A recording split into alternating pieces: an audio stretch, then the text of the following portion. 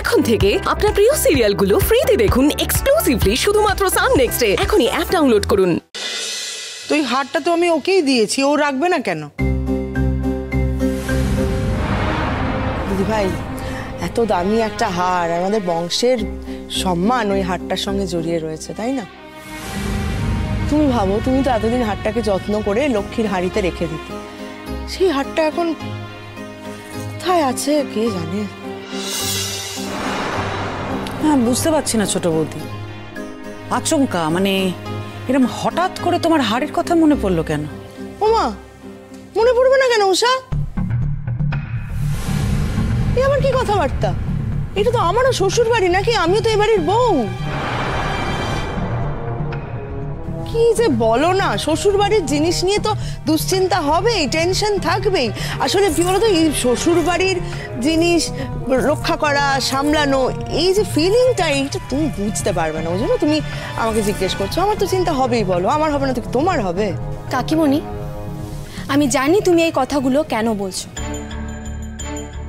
আসলে আমি হারটা বৌদিদিকে ফেরত দিয়ে দিয়েছি, বলেছি যত্ন করে যেখানকার হার সেখানেই তুলে রাখতে।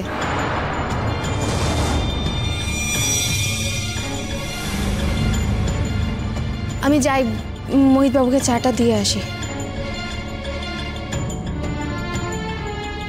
ও সে কি, পাখিকে দেওয়া হারটা তোমাকে কেন দিয়েছে অহনা?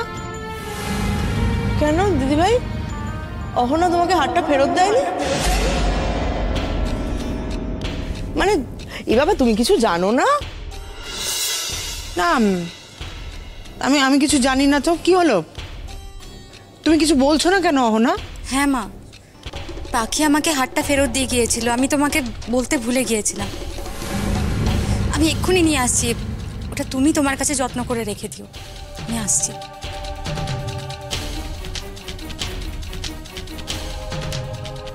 এইবার খেলা জমবে।